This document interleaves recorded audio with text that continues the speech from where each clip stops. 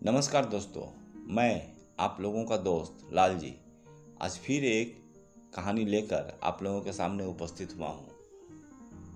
उम्मीद करूँगा कि यह कहानी आप लोगों को ज़रूर अच्छी लगेगी। कहानी को स्किप न करके कहानी को पूरी सुनिए। अगर यह कहानी आप लोगों को अच्छी लगती है तो कृपया करके कहानी को लाइक ज़रूर कीजिए, क्योंकि आप लोगों की एक लाइक की वजह से YouTube इस कहानी को और भी लोगों के पास भेजेगा और साथ में मेरे चैनल को भी सब्सक्राइब जरूर कीजिएगा।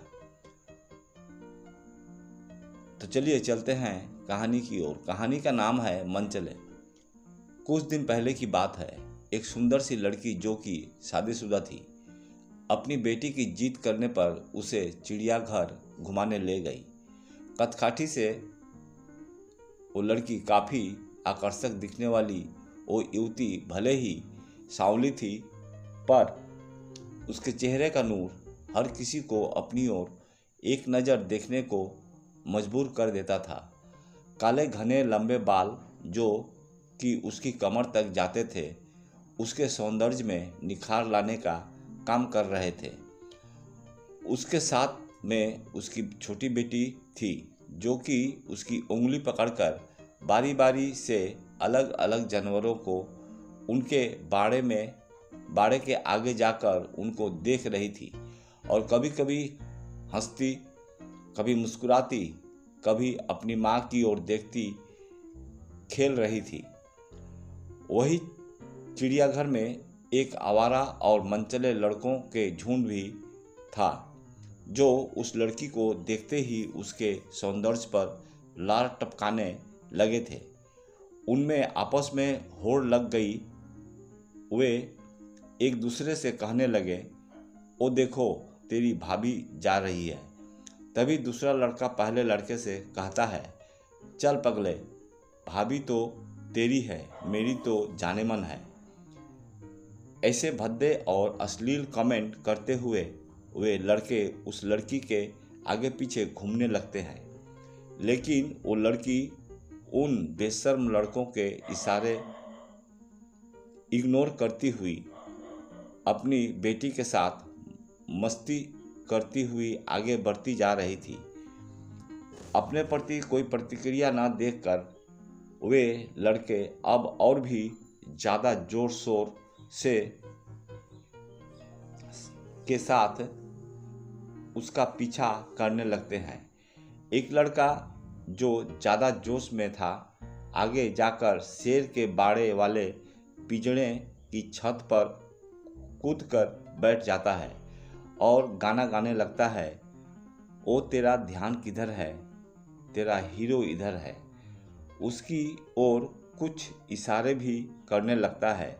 लड़की को उसका गाना तनिक भी विचलित नहीं कर रहा था। ऐसा लग रहा था कि मानो उसे कोई फर्क ही नहीं कि ये क्या कर रहे हैं।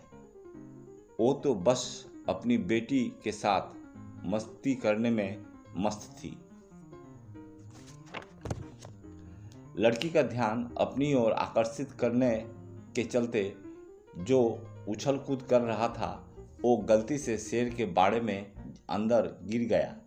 अचानक से ये क्या हुआ उसे खुद कुछ समझ नहीं आया, लेकिन जब उसे होश आया कि वो शेर के बाड़े में गिर चुका है, उसके पैरों तले जमीन खिसक गई। उसका गला सूखने लगा। वो चिल्लाना चाह रहा था, लेकिन उसकी आवाज़ उसके गले में ही दब के रही जा रही थी। बहुत कोशिश करने के बाद वह अपने दोस्तों से मदद के लिए गुहार लगाने लगा, भाई प्लीज़ मुझे बचा लो दोस्तों।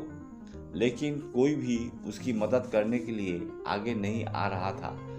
दूसरी ओर जैसे ही शेर ने देखा कोई उसके बाड़े में आ गया है, शेर धीरे धीरे दबे पांव आगे बढ़ने लगता है।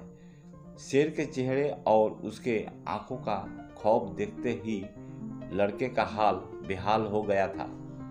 उसे तो लगा था शायद ये उसकी जिंदगी का आखिरी दिन होगा।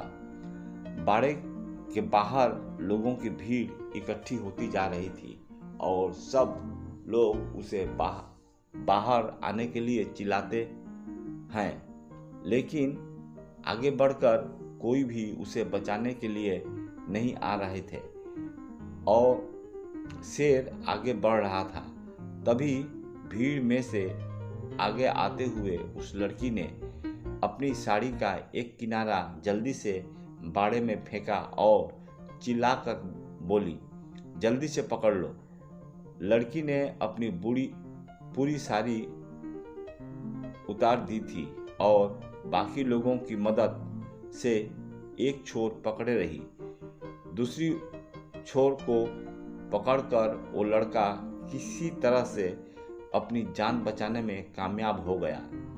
जैसे ही बाड़ी की दीवार कूदकर बाहर आया, वहां पर मौजूद सिक्योरिटी गार्ड ने गरजते हुए कहा, तुम्हें होश भी था कि तुम क्या कर रहे थे? इस खूंखार शेर के बाड़े में के पास अगर यह बहन तुम्हारी मदद करने के लिए आगे नहीं आई होती तो तुम अब तक इस शिकारी शेर के पेट में चले गए होते।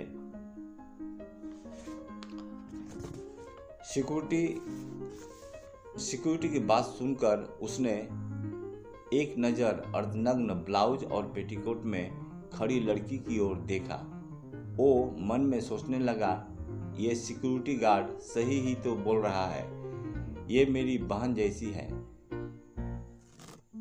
बल्कि उससे भी कहीं ज़्यादा। एक बहन ही तो है जिसने अपने भाई की जान बचाने के लिए अपनी इज्जत की परवाह किए बिना अपनी देह से साड़ी उतारकर मेरी रक्षा की। लड़के ने हाथ जोड़े और उस लड़की के पैरों पर गिरते हुए माफ़ी मांगने लगा। बहन, मुझे माफ़ कर दो, मैं कुछ देर के लिए भावनाओं में बह गया था और अपनी मर्यादा को भूल गया था। मुझे माफ़ कर दो। आपने अपनी इज्जत की परवाह किए बिना मेरी जान बचाने के लिए अपनी साड़ी तक उतार दी। आगे से मैं किसी भी महिला को अपनी माँ और बहन की नज़र से ही देखूंगा। उस लड़की ने पैरों में पड़े लड़के को पकड़कर उठाया और मुस्कुराते हुए कहा, भाई, किसी भी स्त्री की इज्जत उसके बदन पर लिपटे चंद वस्त्रों में नहीं होती और न ही उसके किसी विशेष अंगों में होती है। ये हम इंसानों की मानसिक विकृति है जो उसे जबरन इज्जत के साथ जोड़ के देखते हैं, जबकि सच्चाई तो उसके आचरण, उसके चरित्र से जुड़ी होती है। उस सुंदर सी दिखने वाली लड़की के आकर्षक मुख से इतनी मर्यादित और भावपूर्ण शब्द सुनकर वहां मौजूद भीड़ तालियां बजा उठी। हमें स्त्रियों, महिलाओं का सम्मान करनी चाहिए, न कि उन्हें किसी ऑब्जेक्ट की तरह ट्रीट करना चाहिए। उम्मीद करूंगा कि यह कहानी आप लोगों को जरूर अच्छी लगी होगी। तो चलिए मिलते हैं अगली कहानी में। तब तक के लिए आप लोग स्वस्थ रहें, मस्त रहें और हमेशा मेरे साथ रहें। जय हिंद, जय भारत, वंदे मातरम।